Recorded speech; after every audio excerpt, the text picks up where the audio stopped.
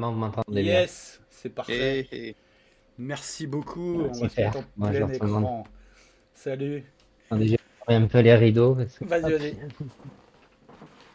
Je vais m'organiser, moi. Hop, tac. Table ronde numéro 2.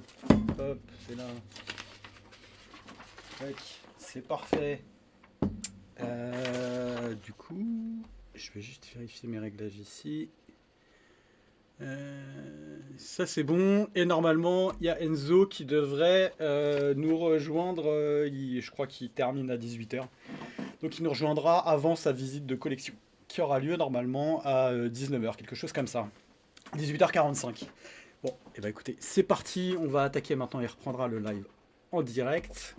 Je vous remercie tous les quatre d'être là, de participer à cette deuxième table ronde pour la journée mondiale des plantes carnivores. Même si la moitié d'entre vous ne fait pas de plantes carnivores, c'est pas si grave. On a décidé de faire une table ronde sur le thème des professionnels, donc quand la passion devient un métier. Ça marche. Et donc on a divisé ça en deux parties. La première partie, on va parler d'organisation et de technique pour les gens qui travaillent de grandes surfaces de culture, grandes entre guillemets, parce que c'est pas forcément des serres industrielles, mais savoir un petit peu comment on travaille, quels sont les grands défis qu'il y a à faire quand on travaille sur de grands espaces. Et on va parler aussi encore un petit peu d'hydroponie, puisque c'est le thème de Marion. Et dans une deuxième partie, on parlera biologie, technique, un petit peu d'éthique pour savoir vers où va la culture végétale globalement, hydroponie, nouvelles méthodes, ce genre de choses. On va sortir un petit peu du contexte des plantes carnivores. Je vous propose d'abord qu'on fasse d'abord une petite présentation. Bon, Marion, tu t'es présenté. Arthur, je te laisse te refaire une micro-présentation de 2 phrases sur qui t'es pour les gens qui viennent d'arriver. oh, mais moi, tout le monde me connaît, David. On Non, présente donc plus. moi, Arthur, j'ai la page Phagophytos, si jamais vous avez déjà vu passer ça. J'ai des plantes carnivores depuis une 25aine d'années, un truc comme ça. Et j'ai surtout des sarracénias, je fais surtout des hybrides, des petites expériences et des choses comme ça. Ça Et des marche. lives, David. Quelques lives avec moi. Ce sera ta dernière phrase à chaque fois que je t'interroge. Oui. Euh, Nicolas, est-ce que tu te ferais une petite présentation de ce que tu cultives, depuis quand, ce genre de choses? Ouais, bah moi c'est à peu près pareil, hein. Vous m'entendez là? Ouais, ouais, ouais, on t'entend bien. Ok. Ouais, donc moi c'est comme Arthur, hein, ça fait une bonne vingtaine d'années que je suis dans les carnivores et principalement les Sarracenia. Ça marche, tu as de grandes tourbières et je précise que tu nous avais fait une conférence sur Ouais. la culture des plantes en tourbière que vous pouvez retrouver sur notre replay, sur notre page YouTube dans la section conférence. Merci Nicolas. Pierre, je te laisse 2 phrases pour te présenter. Qui es-tu et que fais-tu? Eh bien, bon, je vais faire un petit peu. Non, Jean, je suis en vidéo là. Moi, alors, ben, Pierre Joram, hein, ça fait 10 ans à peu près que je suis dans ce milieu-là. Je suis pharmacien à la base, avec D'accord. une spécialisation en physiologie végétale.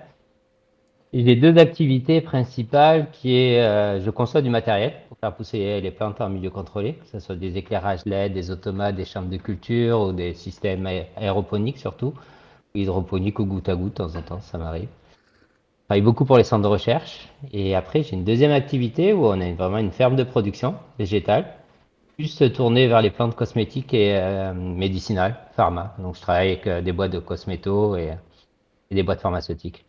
Ok, parfait, merci. Je précise qu'on s'est rencontrés, je crois, au Salon de l'Agriculture en 2017, quelque chose comme ça. Tu avais un petit stand là Ouais. avec des panneaux. Et en fait, Ouais. on s'est rencontrés comme ça. Et bah, depuis, on discute ensemble. Et on discute matériel ensemble. Voilà. Donc, et ta boîte s'appelle donc Greenhouse Keeper, puisque je crois que tu ne l'as pas Gun dit. Skipper, ouais. Voilà. Et Tower Farm pour la ferme. Pour la ferme, ça marche. Alors, je Indoor. vous propose qu'on a. Alors, je précise juste qu'à 18h, on aura un nouveau tirage au sort. Donc, on va faire peut-être rapidement la première partie. Non, on va faire le tirage au sort tout de suite. Si ça vous dérange pas, comme ça, après, on fait la totalité de la table ronde. Et je me dépêche. Je suis désolé, on a eu beaucoup de lots. Et du coup, il faut qu'on les distribue quand même rapidement. Alors, je me mets sur l'interface qui va bien. Je vous remets, hop, sur la discussion. Et on va pouvoir faire cette table ronde. Et c'est parti sur la première partie donc des coulisses de la culture pro, organisation technique et défis de la culture à grande échelle. Je vais peut-être commencer par Nicolas, puisque tu as, on le sait, des tourbières énormes. Est-ce que tu peux nous dire un petit peu comment, déjà, quelle est la taille de ton installation en termes de tourbières et comment a été construit le projet de ces tourbières, les difficultés, les choses auxquelles tu as eu à penser? La tourbière, elle est en deux parties. En tout, ça fait 47 mètres carrés. Et Ok, puis, avant de la construire, j'ai conçu, j'ai fait les plans, quoi. ok, Donc, j'ai mis 2 ans de réflexion ok. avant de commencer.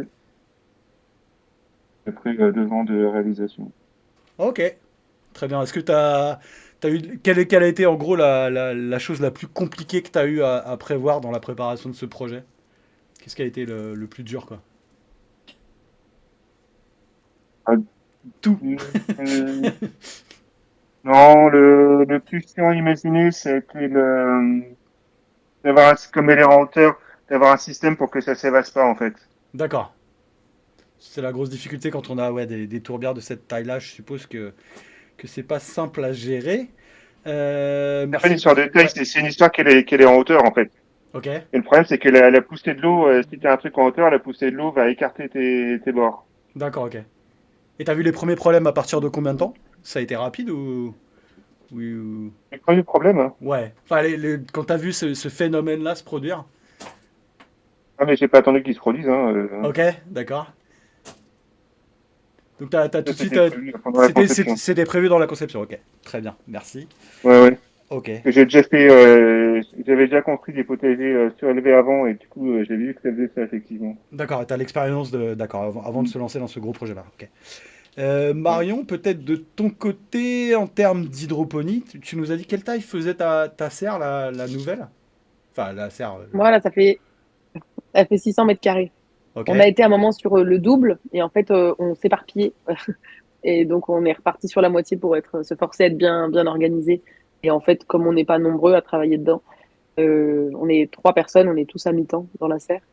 Et du coup, ça nous suffit comme surface pour en vivre et pour produire. ok. Et c'est une organisation Voilà. qui se fait au fur et à mesure? Tu poses des choses ou t'as un plan et tu fais le plan et c'est comme ça ou... Non. Non, ça change tout le temps. Franchement, ça change tout le temps. T'as l'aspect humain. Le gros challenge pour moi tous les ans, c'est savoir ce que vont vouloir mes clients et en quelle quantité. Tu vois, le ratio entre le basilic thaï, le basilic pourpre, le basilic grec, D'accord. et puis ils disent qu'ils vont acheter des trucs, puis en fait, ils ne les achètent pas. Donc, le challenge, c'est de mettre le moins de nourriture possible au compost D'accord, oui, ou ouais. aux poules. Ok. Et, et après, les faire pousser, c'est limite le plus facile, hein. C'est vraiment tout l'aspect commercialisation qui est vraiment un petit challenge. On récolte le jour même de la livraison. Donc, tu sais, tu peux pas faire des trucs, les stocker. Une fois que c'est récolté, faut les livrer, faut que ce soit mangé. C'est ultra D'accord. frais. Oui, d'accord, Donc, oui. C'est sûr, t'as pas le choix, quoi. Ok, ça marche. Pierre, bah, je vais te poser un petit peu la question de savoir quelle taille d'environnement tu conçois pour tes clients et de quelle manière tu les conçois. Est-ce que c'est eux qui viennent avec un plan et qui disent on veut ça, ou est-ce qu'ils viennent plutôt pour du conseil Ouais, et bah, ouais, je peux parler. Enfin, j'ai plusieurs. Enfin, j'ai ma ferme à moi où qu'on a construit en deux phases. ok, Mais si vous voulez, en 2019, on a construit 400 mètres carrés d'accord, de système de culture. Donc, c'est comme un gros entrepôt hein, avec plusieurs salles, des salles pour l'équipement, pour les engrais, etc., pour la machinerie.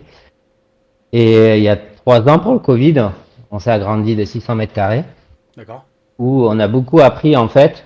En fait, le premier site était un site R&D, quoi, d'accord, où on devait apprendre comment tout fonctionnait, etc.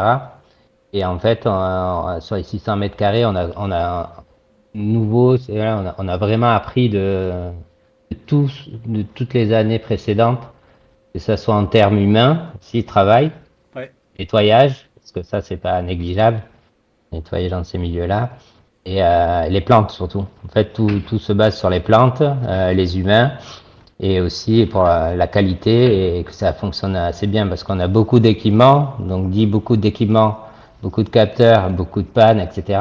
d'accord, Donc on a quand même 3 techniciens dans notre site.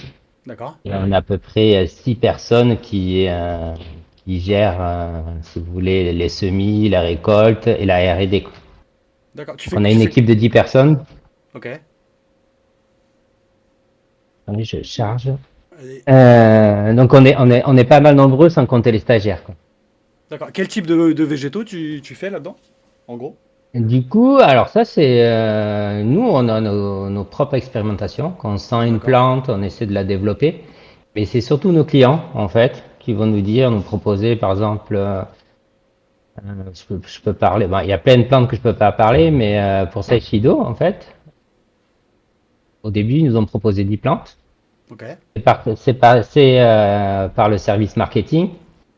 Et après, on est revenu Ah ouais. sur 3 plantes. Et après, voilà, on a cultivé du basilic sacré, du tulsi, du coléus et de la centella. D'accord. Un mariage, les produits sont basés à partir de ces 3 plantes. Mais ça peut être très variable, hein. Des fois, on fait des orchidées, ça peut être des plantes, du trèfle, ça peut être vraiment éclectique. Ok. En fait, c'est vraiment, en fait, on répond, enfin, ils veulent, à chaque fois qu'ils viennent nous voir, ils ont une problématique associée soit au changement climatique, soit à la pollution, soit D'accord. à ce qui s'est passé pendant le Covid, et avec les difficultés d'approvisionnement, donc très variable. Ok. Est-ce que est-ce qu'il y a des choses que vous arrivez pas à faire pousser? Ou est-ce que en général, il n'y a pas de souci, il y a Du pas de plante que vous avez coup, abandonnées? non, on n'a pas de plante qu'on a. Si, on en a une. C'est vrai, on en a une, mais que j'ai pas réussi. Je me suis battu un an Ah. avec elle, j'ai pas réussi. Après, on a des plantes rares. En fait, la difficulté déjà, c'est de trouver les semences. Ouais. Ok. Des fois, il y a des plantes qui viennent de pays où elles sont soit embargo, ou on peut pas les acheter, on peut pas les trouver, elles sont dans aucune banque de semences. Ok. Donc ça, c'est la première difficulté. En fait, nous, ce qui se passe dans ce milieu-là, c'est qu'on fait du juridique avant de lancer n'importe quel type de culture. On doit D'accord. respecter des protocoles de Nagoya.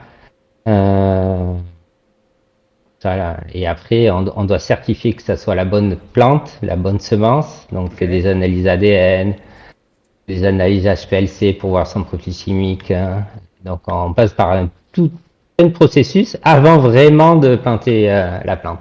On la plante toujours un peu à l'avance, hein, on essaye avant, Oui, tu fais mais des on petits essaie tests, de. ouais. Je Ok. fais des tests quand même à l'avance et après, bon, après, une fois qu'on a ça, on a le contrat, il faut signer le contrat et après, Il y a on beaucoup peut de choses développer la autour, culture. quoi. Oui, il y a beaucoup, Ouais, il y a beaucoup de beaucoup de conditions. choses à faire. Ouais. Ça marche. C'est Merci très long pour. avec ces grandes compagnies. Ouais, c'est lourd, quoi. Ouais. Enzo, bienvenue à toi. Je te laisse t'installer. Salut. Salut, Ouais, salut. bah c'est Merci bon, d'être là. c'est bon, je suis installé. C'est parfait. Est-ce qu'on Arthur. m'entend bien ou pas? Ouais, je pense que c'est bon. Ouais, ouais, c'est bon, on vous voit bien. C'est parfait. Vous êtes, hop, au milieu de l'écran là. Tac, je remets ça bien. Et c'est parti. Arthur, est-ce que tu peux peut-être nous. On parlait de réchauffement climatique tout à l'heure. Là, pour le coup, c'est un grand espace. Est-ce que tu peux nous dire un petit peu si on a des infos, et les infos que tu as sorties sur le, le réchauffement climatique, on en parlera peut-être dans une deuxième partie, mais l'importance du réchauffement climatique sur les plantes carnivores, même si on en reparlera un peu tout à l'heure, mais c'est très vague comme Ouais, question. bon après, ouais, Désolé. c'est un vaste sujet. Je suis désolé. Mais non, mais pour faire concis, il y a quand même quelques problématiques. Il faut savoir que là, en gros, aujourd'hui, il y a pas mal de plantes carnivores qui sont menacées, évidemment. Mais le problème principal, on va dire, c'est pas forcément le réchauffement climatique pour l'instant. Ça serait plutôt la destruction des habitats, le braconnage et des choses comme ça. Le problème, c'est que le réchauffement climatique, ça va apporter une espèce de couche supplémentaire de problèmes à une situation qui est déjà quand même assez terrible. Et notamment, je sais qu'il y a des chercheurs qui ont étudié un petit peu le changement du climat pour certaines espèces. Ils ont montré qu'il y avait pas mal de plantes carnivores qui, en fait, d'ici la fin du siècle, allaient plus, enfin, aujourd'hui, là, seraient plus dans des zones qui sont climatiquement favorables à leur développement. Donc, ça veut dire qu'elles vont avoir besoin de migrer, de coloniser des nouveaux endroits et tout. Et ça, bah, c'est possible que s'il y a encore suffisamment d'habitat pour les plantes, pour les coloniser, etc. Ok. Merci pour le détail. T'as une petite question, Marion, pour savoir si les sourciers, c'est ouvert à la visite. T'as un Ouais, j'ai potentiel répondu visiteur. dans le chat. Ah, pardon, Ouais, j'ai bien oublié. sûr qu'on fait visiter. Ouais, on fait visiter. Sur notre site internet, il y a des dates pour des visites de groupe. Et après, si ça va pas, on fait des visites privées pour ceux qui veulent. Moi, j'adore montrer. Et puis, j'adore faire goûter aux gens et tout. C'est Ah, cool. tu m'étonnes. Merci. Il demande si c'est payant. Ouais, c'est 8 €. Et voilà. Tu as ta réponse. Enzo, merci d'être là. Je te laisse deux petites phrases pour te présenter et nous dire qui tu es et ce que tu cultives. Pour les gens qui ne te connaîtraient pas. Du coup, moi, c'est Enzo, j'ai 27 ans et je suis passionné de plantes carnivores comme beaucoup d'entre vous depuis de nombreuses années maintenant. Euh, je suis aujourd'hui producteur de plantes carnivores. Voilà, c'est ma spécialité. Je ne fais que ça quasiment que ça de mon temps.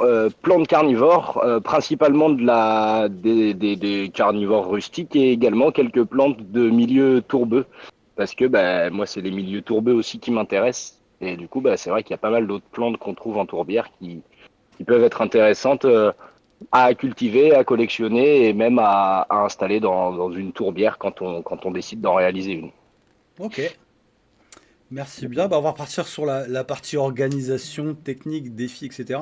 Donc ça fait combien de temps toi que tu es professionnel, j'allais dire, des carnis? Euh, Depuis 2019, mais le projet est vraiment lancé depuis 2020. Ok, Donc ça va faire quand même 5 6 ans maintenant. ok. Est-ce que tu peux nous dire un petit peu ce qui a été peut-être le plus compliqué et ensuite les choses que tu n'avais pas prévues peut-être? Qu'est-ce qui a été le plus compliqué dans le fait d'être pro là? Waouh. C'est compliqué comme La question. chose la plus compliquée, c'est dur.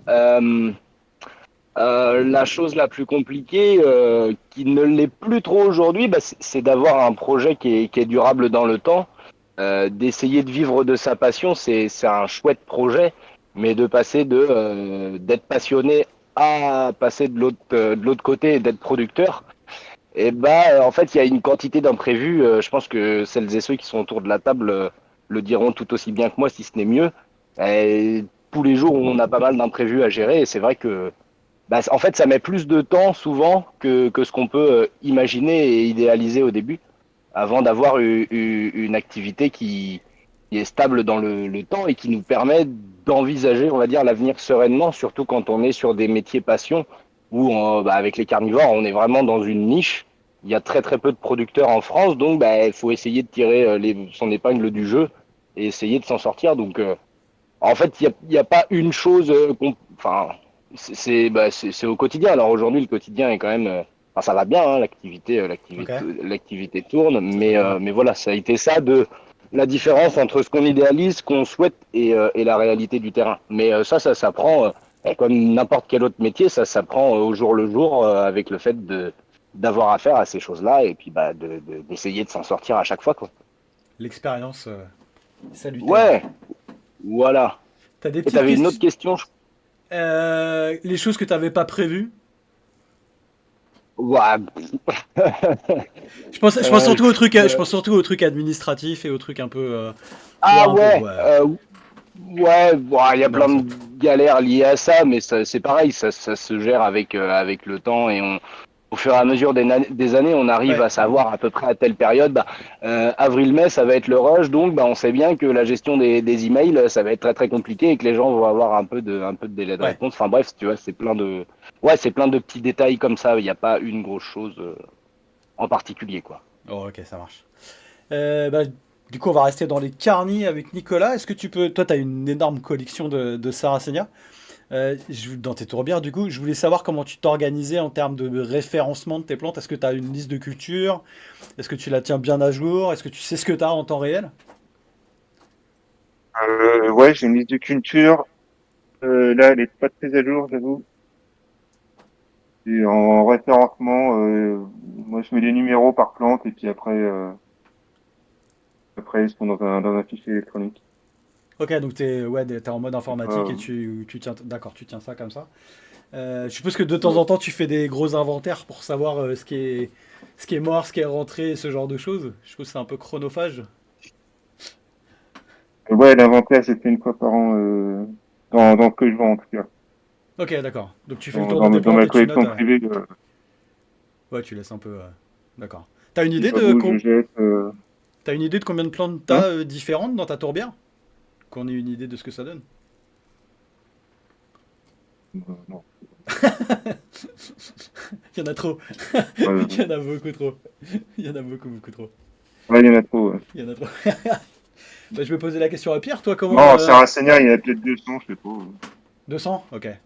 Ok, oui, donc ça commence à Ça faire monte. déjà pas mal. Toi, Pierre, quand t'installes une ferme comme ça, comment c'est géré l'inventaire des plantes? Je suppose que c'est informatisé? Oui, on a un truc sur le cloud où on a tout informatisé. D'accord. Mais en fait, on a toutes les procédures en fait. Tout est écrit, D'accord. les tâches sont détaillées, écrites. En fait, tout est procédural en fait. C'est Ok. comme un mini laboratoire. Parce qu'on est obligé de tout écrire, parce qu'il faut des certifications, il faut tout respecter à la lettre, etc. En plus, ça sert en fait de book à la fin. Ok. On a nos Oui, recettes d'accord, de ok. culture, nos recettes de stress, etc. pour chaque plante. D'accord. Et ça sert de traçabilité en fait, au final, d'un produit. Ok. Comme on est habilité pharmaceutique, in fine, on a dû passer par ce stade-là, quoi. On peut plus rien faire sans que ça soit tracé, quoi. Ok, ça a l'air très très Signé et très noté. contraignant en tout cas dans le domaine. Ouais, Ça a l'air. c'est vrai Ouais. que quand on a la passion des plantes et tout, quand on tombe dans ce monde-là et qu'on est obligé, enfin, après on s'adapte, et après on s'améliore et après ça devient facile. Et Ok. c'est sûr que ça se fait pas du jour au lendemain, et après, une fois qu'on a poussé sa plante, ce que j'adore, c'est le petit café le matin au milieu des plantes, Ça c'est cool. Tout le monde, de les tout le monde à l'écran regarder. te dit ça. Voilà, Tout le monde sourit à l'écran. C'est exactement Hmm. ça. Bon bah c'est parfait. C'est le Merci meilleur moment beaucoup. de la journée. C'est ça. Bah Marion, en termes de distribution, quand vous distribuez vos plantes, c'est quoi? C'est les restaurateurs qui viennent? C'est vous qui vous déplacez? Non, c'est pas eux qui viennent. Ouais, non, ce serait trop bien qu'ils viennent, ce serait trop bien. Mais ils ont. Il n'y a qu'à la télé qu'on voit ça, hein. Dans la vraie vie, les restaurateurs, ils n'ont pas le temps de se déplacer Ouais, toutes les semaines chez leurs producteurs. Donc nous, on livre chaque resto une fois par semaine. Et c'est nous qui d'accord. nous bougeons chez eux. Et comme on est au milieu de nulle part, c'est vraiment le gros inconvénient de notre projet. Enfin, c'est un avantage aussi, hein. Mais et bah, du coup, on fait des rodages, donc on livre tous les jours. Lundi, mardi, mercredi, jeudi, vendredi, sauf À le tous les week-end. jours, vous livrez des Et, restos. Ah, d'accord, ok, mm. ouais. Bah ouais, parce que du coup, on fait un circuit de distribution différent. Tu vois, si on était à côté d'un gros bassin de consommation, à côté d'une Ouais. grande ville, bah on ferait une livraison par semaine. Mais du coup, notre plus gros frais sur l'entreprise, c'est le carburant. Et c'est ça qui nous prend vraiment le plus de temps. Et c'est vraiment relou. Donc voilà. À quand les livraisons au drone? Bientôt, bientôt. Ouais. Toi, Enzo, comment tu t'organises pour les livraisons? Je suppose que tu fais les expéditions toi-même ou tu demandes à une boîte ou comment ça se passe? Ah non, non, tout est fait maison, hein. Alors D'accord. aujourd'hui, maintenant, je suis aidé, on est deux. J'ai embauché un saisonnier slash ami à la base. Donc on est deux maintenant à préparer les colis, et heureusement, parce que sinon, je ferais que ça de la semaine. Mais en gros, nous, c'est lundi, mardi, on prépare les colis. D'accord. Des fois, ça prend qu'une journée, donc c'est que le lundi. Et en gros, bah, moi, je travaille avec Colissimo et du coup, ben, tous les lundis après-midi ou mardi après-midi, en fonction de la quantité de colis, je vais les déposer en centre de tri. C'est à 15 minutes de là où je produis mes plantes. Et puis, bah, je les dépose dans des gros chariots, je les bip et puis bah, après, ça part. Et puis voilà quoi. Et Ok. pareil, toutes les semaines. Hein, toutes les semaines, il y a pas mal de commandes toutes les semaines. Ouais. T'as pas trop de SAV à faire sur les livraisons? C'est pas trop galère avec Colissimo, non? Ça va? Ça va, ça va. Ben, là, non, non, franchement, il y a très très peu de soucis. Franchement, il y a, allez, 98, 99% des colis où il y a aucun souci. Ouais. Et des fois, enfin, en fait, ouais, ça arrive vraiment très rarement où l'adresse était mal renseignée ou Oui, alors il n'y d'accord. avait pas de numéro de téléphone. Du coup, la personne, elle a pas reçu les notifications et du coup, elle te dit où est-ce qu'il est mon colis. Bah, tu regardes sur le site de Colissimo et puis bah, tu te rends compte qu'il est au point relais, que Il la est bien personne, arrivé, ouais. juste soit le mail est tombé dans les spams, soit la personne n'avait pas renseigné le bon mail. Donc, non, franchement, il n'y a pas de. Ça se passe très très bien, hein. Sinon, les gens ne recommanderaient pas, je pense, sur le site, quoi. Ouais, ouais, c'est sûr. Il y a un œil qui vient de se rendre compte que c'est des Sarracenia derrière toi. Ouais, Mais. ouais, je Ouais, suis oh la juste vache. devant la collection de Sarracenia. Ok, ouais, sympa comme jardin. Je veux le même. Ouais, je ouais, veux ouais. la- C'est la petite partie extérieure sympa. Ouais, Ouais. je- Ah, autant Ouais, c'est avoir bon. un cadre sympa. T'es dans quel coin, toi? Rappelle-nous où t'es. Je suis en région nantaise, je suis au sud de Nantes à 25 minutes, pas très loin de la limite de la Vendée, je suis à la Planche plus exactement. C'est noté. Pour celles et ceux qui veulent venir te voir, tu fais des portes ouvertes de temps en temps. Alors Comme les ça. portes ouvertes sont passées, là c'était un gros week-end où il y a eu énormément de monde. Mais par contre on a le magasin qui est ouvert je dis on parce qu'en gros j'ai des plantes qui sont installées dans le magasin d'un collègue. Alors on a bien chacun notre entreprise, mais lui Ok. aussi est horticulteur et lui il a une autre spécialité. Et du coup bah voilà, mes plantes sont dans son magasin et du coup c'est ouvert du mercredi au samedi sur des horaires classiques, 9h, 12h30, 14h, 18h. Ok. C'est bon à savoir. Pour celles et ceux qui veulent aller le voir, n'hésitez pas. Bah c'est parfait, merci pour vos réponses. Je propose qu'on passe à la partie 2 qu'on avait prévue, qui s'appelle Entre biologie technique et éthique, faire évoluer la culture végétale. Alors peut-être on va commencer par Arthur. J'avais noté un truc sur les besoins biologiques spécifiques. On va peut-être parler spécifiquement des plantes carnivores rapides. Est-ce que tu peux donner les caractéristiques du groupe des plantes carnivores qu'il faut respecter si on veut bien si on veut bien les faire pousser pour les gens qui n'en auraient pas? Tu veux dire les techniques de culture basiques, tu veux dire? Ouais, voilà. Quels sont les besoins biologiques de ces plantes globalement? Ouais, bah alors bah, c'est compliqué parce que les plantes carnivores, Il y a c'est beaucoup de pas. choses.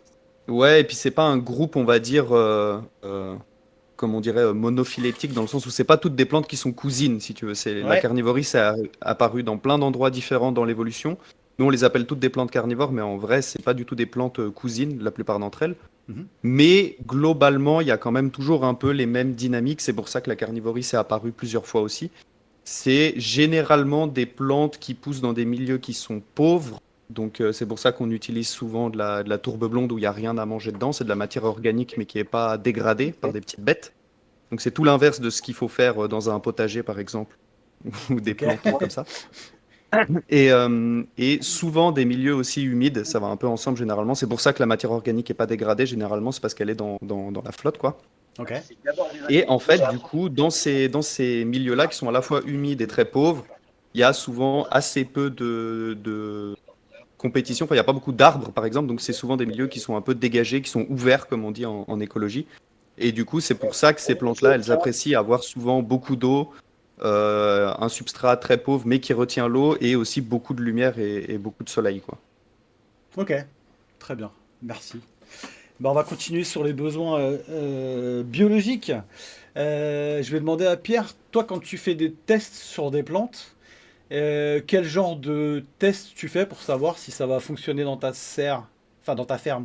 Est-ce que tu les pousses en engrais? Est-ce que tu changes la lumière? Qu'est-ce que tu fais comme expérience? Mais du coup, bah, d'abord, on fait une petite recherche bibliographique pour étudier un peu l'endroit où pousse la plante naturellement. D'accord. Après, on va faire une première phase. On va essayer de transposer en fait cette physiologie à, à la chambre de culture. D'accord. Soit en termes d'engrais, de nutriments, etc. Donc, on fait vraiment un truc basique. Une température 22 degrés, un EC d'1.2 à 1.5 maximal, un pH pareil en fonction. Ok. Une lumière aussi, on va l'adapter. Mais c'est après en fait, ça c'est la première phase. Une fois que cette phase est passée, qu'on voit qu'elle se développe plein, on va faire une sorte de phénotypage. C'est-à-dire qu'on va sélectionner les plus belles, on va les reproduire. Et là, on va passer à une deuxième phase qui va être une sorte de phase d'élicitation, j'appelle ça. Ce qu'il faut savoir aussi, c'est comme nous on est en milieu contrôlé, c'est que les plantes, elles n'ont pas de stress. Ok. Et nous, on cherche en fait à stresser ces plantes, parce que sinon, finalement, elles sont plus, au niveau chimie, hein, je parle, elles sont plus pauvres que les plantes en plein champ. En plein champ, elles sont soumises à des aléas climatiques, etc. Mhm. Et là, elles vont pouvoir sécréter, ou des insectes, elles vont pouvoir sécréter des molécules pour les protéger. Et c'est ça que cherchent en fait nos clients. Donc, on va passer à une deuxième phase qui va être de l'excitation. Donc, soit des stress hydriques, soit des stress bactériens, beaucoup de bactéries de symbiose, soit des stress lumineux ou de température, etc. Je dirais que c'est cette deuxième phase où là, on va essayer d'activer certains mécanismes de la plante pour sécréter ces molécules d'intérêt, quoi. Ok, parfait, merci pour le détail, en tout cas c'est intéressant. C'est vraiment un métier que je connais pas, donc à l'occasion. Je peux peut-être demander ouais, à Nicolas, toi quand tu fais des... Quand tu fais des semis ou ce genre de choses, est-ce que tu prends le temps de faire des expériences sur des types de substrats, sur ce genre de choses? Est-ce que tu fais ça pour voir si ça marche mieux, par exemple? C'est uniquement en courbe pure. Tu fais uniquement ça, ok. En termes d'arrosage, est-ce que tu fais des tests différents, des niveaux d'arrosage? Est-ce que tu laisses sécher? Ce genre de choses ou pas du tout? Euh, Si je laisse sécher, c'est Ah non, accidentel. ouais. Voilà. J'ai pas eu le temps. On est d'accord. Non mais là-dessus, Après, c'est mort, effectivement, c'est normalement. compliqué, ouais. Ok, d'accord. My bad. Mais d'accord, ok. Donc oui, tu as une méthode de travail et tu appliques cette méthode qui fonctionne quoi au final. Avec tes expériences, tu restes. Normalement, il faut que ça baigne dans l'eau tout le temps. Ok, toi c'est ta méthode. Alors, c'est marrant parce que moi j'ai changé un petit peu à la maison. Alors on est dans des conditions très différentes parce que je suis en indoor et je suis sous LED, mais j'ai l'impression que le fait de laisser un petit peu, enfin sécher le bac vide une heure ou une journée et après pour les sarraciner en tout cas, ensuite les remplir, ça marche mieux que de laisser l'eau tout le temps. Alors je pense que ça doit être différent Ouais. entre une torrambière et une culture intérieure, mais ok, c'est intéressant à savoir en tout cas. Les miennes, tout le monde est dehors aussi, hein, donc Ouais, oui, bah oui, c'est sûr que. y compris celles que je vends, je veux dire. Ok, Donc, d'accord. ouais. T'as tout direct En dehors. hiver, elles ont la pluie, la neige. Ouais, elles subissent quoi. Et juste pour Ouais, rebondir vas-y, vas-y. sur ce que vient de dire Nicolas, enfin, je sais pas si tu veux en parler après, David, mais je pense que c'est une question assez intéressante en vrai, ce truc de comment tu cultives et tout, si tu fais des tests. Ouais. Parce qu'il y a, enfin, dans la communauté un peu des plantes carnivores, là, il y a pas mal de monde qui commence à essayer de faire des tests pour s'éloigner de la tourbe blonde, vu que c'est un matériel qui est pas vraiment renouvelable, ou qui est renouvelable, mais sur des temps un peu énormes. Et du coup, vu que les plantes carnivores, ça pousse quand même super bien que en tourbe blonde, il y a pas mal de gens qui essayent de faire d'autres tests de substrat, quoi. Et je sais pas si Enzo, si toi, tu as testé des trucs, je sais que ça marche bien, il paraît, avec les écorces, je crois, de pin, mais qui sont broyées vraiment super finement. Il y en a qui font même pousser les plantes dans quasiment que du sable ou avec quasiment pas de tourbe, ou alors en sphaigne vivante pure, quoi, ou sphaigne morte. À chaque fois, il y a toujours un peu des inconvénients et tout, mais je pense que c'est intéressant ce truc d'essayer de gratouiller un peu, voir s'il n'y a pas des alternatives en fonction de son climat et tout. Et parce que ouais, la tourbe blonde, c'est quand même un peu problématique, quoi. L'usage de la tourbe blonde comme ça. Du coup, ouais, bah, je te rejoins à 100%. Il y a pas, pour l'instant, perso, j'ai pas encore trouvé la solution miracle. En tout cas, ce qui est sûr, c'est que dans mes substrats, au fur et à mesure, je réduis drastiquement l'utilisation de la tourbe. Forcément que dans mes mélanges, il y en a toujours. Mais tu parlais d'écorce de pin.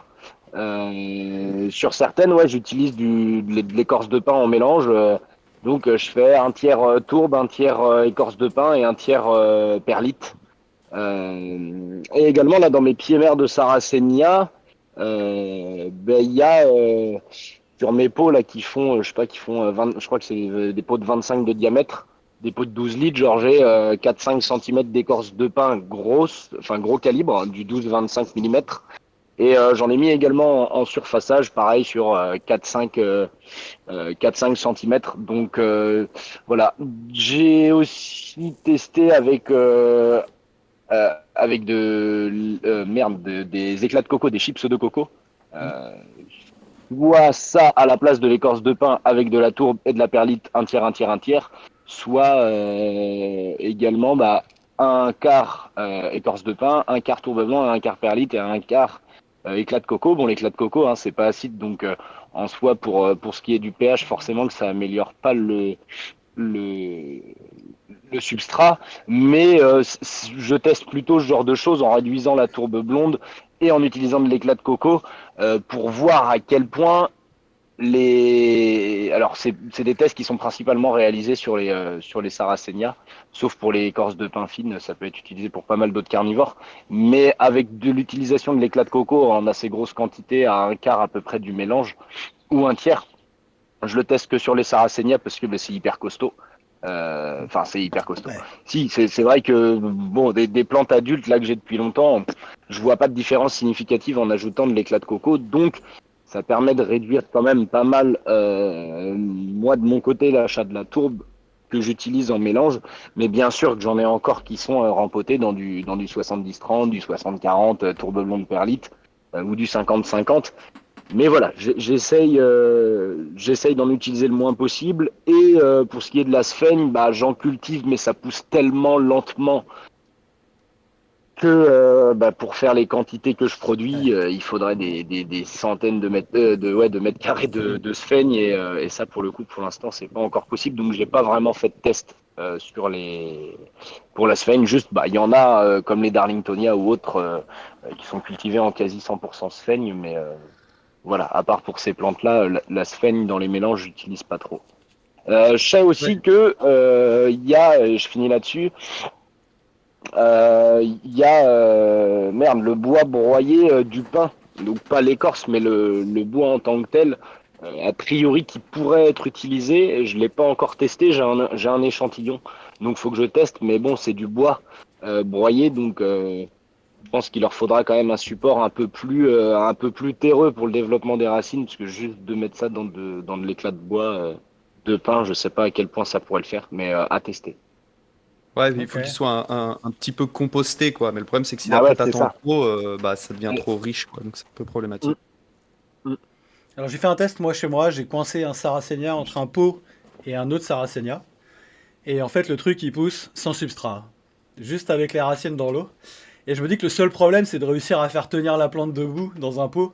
Parce que si tu Ouais. utilises un pot vide sans substrat, j'imagine bien un pot imprimé en 3D, tu vois, à l'intérieur avec des choses qui permettent aux racines quand même de se caler, quoi. Mais je me demande si ce serait pas complètement possible de faire des Sarracenia sans aucun substrat, quoi. Juste le problème de tenir la plante en hauteur quand il y a du vent, quoi. Est-ce que. Voilà. Ouais, ou même ça se trouve dans. Moi, enfin, il y a une alternative qui, je pense, peut être intéressante, c'est dans du sable pur, quoi. Hmm. Mais bon, après, ça te fait des Oh, pots qui pèsent 2 tonnes, mais au Ouais, il y a moins, ça enfin, aussi, ouais. le c'est sable, ça. quand Enzo, tu vas faire tes foires, tu vas être content, quoi. Ah bah, Mais ouais, le camion il est en surcharge tout le temps là. au moins, ça se dégrade pas. Enfin, tu vois, tu peux le réutiliser et tout. C'est bon, c'est peut-être pas bête, quoi. Peut-être jouer un peu avec la granulométrie, en prendre du sable un peu fin, un peu plus gros, je sais pas. Puis quitte à mettre un peu d'écorce de pain pour C'est, avoir un peu quand même de matière organique, mais est-ce que c'est tellement plus écologique que la tourbe, le sable? bah, Le sable, et t'as disons que au moins les billes de tu la, verre et le verre aussi. ouais, au moins tu la jettes pas, on va dire, quoi, parce que la tourbe, si après tu la balances à chaque fois que tu rempotes tes plantes, c'est un peu dommage, quoi. C'est sûr. Personne ne balance sa tourbe en remportant des points. Pas Je pense toi? que si, hein. Je pense que si. Moi, Non, j'avoue que mais moi, je je veux la dire, après, réutilise, mais. tu peux la réutiliser. Après, si tu as des saloperies je sais que moi, par exemple, Ouais. j'ai plein de verres de tourbe, donc je peux pas Ah oui, réutiliser ma Ouais. tourbe pour les plantes. J'y Ouais. balance dans le compost, dans le potager et tout. Enfin bon, voilà, quoi. Je trouve une méthode, mais bon, je sais pas. Je me dis, le sable, ça peut être peut-être une alternative. Je sais pas, à voir. Toi, Marion, quand tu fais de l'hydroponie, c'est beaucoup des billes d'argile. Est-ce qu'il y a d'autres matériaux que tu utilises? Pas grave. Ouais, Alors, ouais, ouais, on teste plein de trucs. Et pour, juste pour rebondir sur la ouais. question du sang tourbe, du coup, il y a aussi des moments où on utilise du terreau, soit dans les semis, soit parce qu'on a des bacs en terre. Mhm. Et j'avais visité une usine, ça s'appelle la Florentaise, c'est des producteurs de terreau. Et en gros, ils remplaçaient la tourbe. Ouais, c'est à côté de chez toi, Enzo. Et ils remplacent la tourbe par du bois de pin. Et en fait, ils le peignent. Et du coup, ça a vraiment une texture de tourbe, une texture de coco. Ça garde vraiment l'humidité, c'est fou. Et on en utilise plein de terreau sans tourbe. C'est pas très connu. Mais franchement, c'est assez bluffant. Ça marche vachement bien. Et en fait, il y a des déchets de scierie. Donc, c'est vraiment beaucoup plus écologique Mhm. que prendre des tourbes de tourbières, qui sont des écosystèmes très importants. Euh, et du coup, pour revenir sur l'hydroponie, on peut ne pas utiliser de substrat du tout. Ok. Donc, c'est de l'aéroponie. Je pense que Pierre, il connaît ça très bien. Du coup, en effet, tu maintiens, bah, il y a plein de techniques pour maintenir, mais tu maintiens le collet de ta plante et en dessous, ta racine, elle est dans un brouillard humide. Donc, ça, c'est cool. Donc, on fait un peu d'aéroponie. Sinon, on a des billes d'argile. On en a qui sont dans la coco perlite. La Ok. coco, c'est renouvelable, pas comme la tourbe, mais ça vient de super loin, donc c'est pas non plus très écologique. C'est sûr. Et là, on teste du schiste expansé qui vient de Mayenne. Euh, Ok, il y a des gens dans les commentaires qui viennent de Mayenne, alors big up à Écologia, voilà. parce que ça vient de chez eux, c'est eux qui nous ont passé différentes granulométries pour tester. Ok. Mais c'est toujours un gros sujet le substrat. Pour l'instant, on n'a pas trouvé le substrat parfait, économique, pratique, écologique. Euh, mais bon, on en utilise plein de différents et puis ça va se développer. Il n'y a pas de raison. Absolument. Bon, Mm. merci. Bah écoutez, l'avenir de la culture professionnelle, je pense qu'on va peut-être. Quelle heure il est? 18h40, je regarde juste mes notes. Je suis désolé, j'aimerais tellement vous faire tous parler beaucoup plus que ça. Mais comme c'est une heure, c'est compliqué. Mais en tout cas, je suis content que tout le monde ait pu un petit peu parler. Je vais vous laisser à chacun le mot de la fin et après on fera la visite de collection avec Enzo. Pour nous dire un petit peu ce qui est peut-être votre futur professionnel. Est-ce que vous avez des projets? Est-ce que vous avez des portes ouvertes? Est-ce que vous avez des livres? Est-ce que vous avez des fermes? Ce genre de choses. Marion, quels sont les prochains projets des sorciers là? Yes. Bah, nous, sur la ferme, c'est un truc qui roule. Ok, On va continuer comme ça, continuer à être heureux, d'avoir assez de temps pour kiffer à côté de notre activité et s'occuper de nos enfants. Et côté formation, parce qu'on a fait aussi des formations sur l'hydroponie, ouais, les micro-pousses. Là, je sors une formation sur la physiologie végétale. ok. Donc, c'est passionnant. Je me suis entourée d'intervenants, j'ai appris plein de trucs sur les plantes. C'est un monde sans fin, c'est génial. C'est un gros truc. Moi, j'apprends au passage. Eh C'est bien, trop bien. ça marche. Voilà. Merci beaucoup. Nicolas, quel est l'avenir de tes tourbières? Ça roule comme ça et tu continues comme ça? Ou tu continues à agrandir ta Ouais, collection? ouais. Non, non, mon projet, c'est de pas agrandir ma collection, surtout. Ok. J'ai plus de place. Donc, il faut que ça reste comme ça. Ouais. Pour ceux qui ne me connaissent pas, faut quand même préciser que je suis pas du tout professionnel, moi, hein. Oui, oui. Ma profession, c'est médecin, hein. Voilà. Donc rien à voir. Mais il a Rien une à voir. grosse collection de Non. carnivores en extérieur. Voilà. Ouais, Ça ouais. marche. Merci beaucoup. Pierre, quel est l'avenir de Greenhouse Keeper? Où en est Greenhouse Keeper et où va Greenhouse Keeper? Ah, Gunner Skipper, je dirais notre prochain projet, vu que j'adore faire pousser les plantes, on a un projet thé. Donc, on va monter une ferme de culture de thé en aéroponie. Ok, Ça fait à peu près maintenant plus de 2 ans qu'on cultive du thé, euh, en coopération avec l'INRA. ok. Donc, pour analyser les molécules toujours. Et donc, c'est vraiment essayer de concevoir une ferme sans consommation d'eau, sans consommation d'énergie. D'accord. On teste en fait récupérer l'humidité par la transpiration des plantes, la réinjecter en cycle vraiment fermé. Ah Ça fait ouais. 1 an qu'on fait pousser les plantes sans les arroser. En fait, on Ah ouais. récupère tout, on la filtre, Ok. purifie et voilà. Je dirais pas qu'on consomme vraiment, on consomme toujours un petit peu d'eau mais vraiment une infime quantité. Par rapport à ce qu'il y a à Donc voilà, l'extérieur. c'est notre propre. Ouais, c'est ça. Et vraiment, donc c'est vraiment notre projet là, de faire vraiment une partie cultiver les racines pour l'industrie et une partie pour faire du thé vert, du thé blanc. On fait beaucoup de thé blanc D'accord. pour la consommation. Donc voilà, c'est notre prochain challenge Ok. en continuant les autres activités. Ça marche. Alors, attends, il y a des questions. Bon, ça c'est bon. Qu'en pensent les maraîchers? Marion, tu révolutionnes le maraîchage. Qu'en pensent les maraîchers? Je te laisse répondre rapidement. Ouais, ben, cette façon de faire, c'est une alternative pour les gens qui n'ont pas de terre ou pas d'eau, ou une terre polluée, ou des friches industrielles. En vrai, quand Ouais, on a ouais. de la terre, il y a pas de meilleure façon de faire que d'utiliser de la terre. Je suis pas là pour remplacer la terre. Donc les maraîchers, c'est très très bien ce qu'ils font. Il y a plein de gens, mais vraiment plein de gens qui n'ont pas de terre, une terre par terre. Ils font de la rocaille qui n'ont pas d'eau. Et dans ce cas, on explique comment faire autrement. Voilà. Ok, Avec, ça marche. Je vois la question d'Olivier. Olivier, tu pourras regarder la visite que nous a fait juste avant cette émission, enfin juste avant cette table ronde là. Marion, où il explique tout. Donc dans le replay, normalement, tu devrais avoir cette vidéo et tu auras la réponse à tes questions. Et puis je pense qu'elle continuera, si elle a un petit peu le temps, à répondre hors antenne à vos questions dans le chat. Je pense qu'il n'y a pas de souci là-dessus. Arthur, bon, toi, quel est le futur d'Arthur? Récupérer ses plantes et les nettoyer, c'est ça? Ça serait déjà pas mal. Ce serait Non, déjà pareil, moi bien. je suis pas professionnel non plus, hein, donc j'ai pas les mêmes problématiques que vous. Mais non, moi j'essaye je suis un peu comme Nicolas, moi j'essaye de me débarrasser un peu de mes plantes pour essayer de garder vraiment le plus, enfin les plus cool, quoi. Juste je sais pas, quelques hybrides à moi, quelques trucs comme ça, parce que vu que je suis toujours en train de bouger dans tous les sens, je peux pas me transporter une collection. Donc voilà, j'aimerais bien essayer de me débarrasser un peu de tout le surplus que j'ai, quoi. Du coup, Ça Enzo, si marche. tu veux passer un jour à Chambéry avec un camion, Avec grand plaisir, il me reste encore un peu de place, même si ça commence à être un peu à l'étroit là. Ça marche. Bon bah écoutez, merci beaucoup Enzo. On va rester ensemble pour la visite de ta collection et de ta serre, si tu veux bien. Mesdames et Avec messieurs, plaisir. merci d'avoir été avec nous, d'avoir pris du temps. Je suis désolé, c'était pas assez long. Mais vous reviendrez l'année prochaine et on complétera cette table ronde.